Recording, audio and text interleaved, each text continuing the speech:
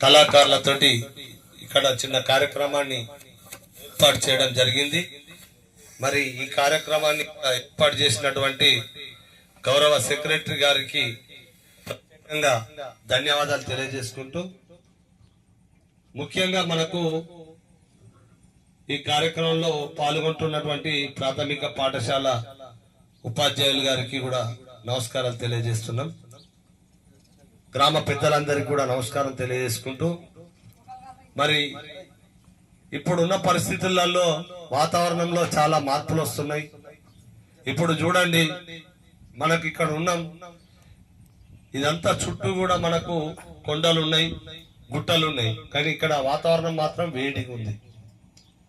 మరి చలికాలంలో ఈ సమయంలో కూడా ఎంతో చలి ఉండేది, అట్లాంటి ఇప్పుడు ఎండ అనేది తీవ్రంగా ఉన్నది.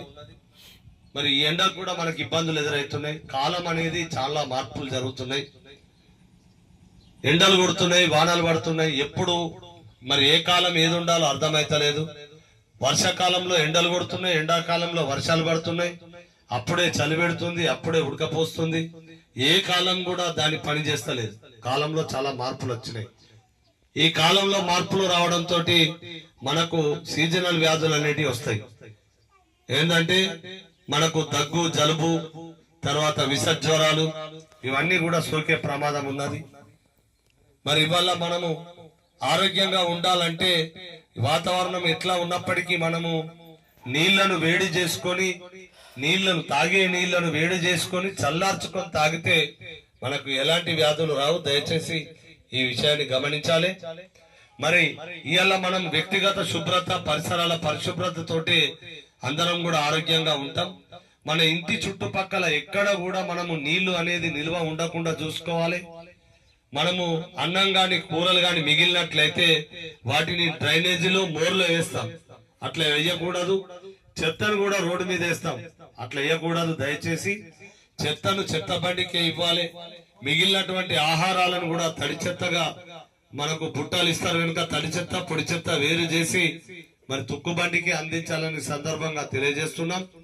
మరి ఎక్కడైతే అశుభ్రత ఉంటుందో అక్కడనే ఈగలు, దోమలు అనేటి ఎక్కువగా వృద్ధి చెంది ఈగలు అనేటి మనం తినే ఆహారం మీద వాలినట్లయితే, ఆ వాలినటువంటి ఆహారాన్ని మనం తిన్నట్లయితే మనకు వాంతులైతే, అంతేకాకుండా దోమకాటు తోటి మనకు విష జ్వరాలు వస్తాయి.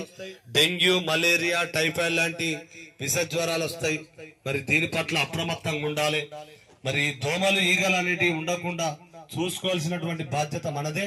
మన ఇంటి పరిసరాలు పరిశుభ్రంగా ఉంచుకుంటే మనకి ఈగలు, దోమలు అనేటివి ఉండయి. దీనివల్ల మనం ఆరోగ్యంగా ఉంటామని తెలియజేస్తూ, దీనిపై ఒక చక్కటి పాటను మా ప్రవీణ్ గారు వినిపిస్తారు. పరిసరాల పరిశుభ్రత ప్రతి ఒక్కరూ పాటించాలి. గ్రామ పంచాయతీ వారికి, ప్రభుత్వానికి ఎంత బాధ్యత ఉంటుందో పౌరులుగా వ్యక్తిగత పరిశుభ్రత పాటించడం అనేది. చెదారము, ఈగలకు, దోమలకు పక్క నివాసము. ఇంటి చుట్టుపక్కల చెత్త చెదారము, ఈగలకు,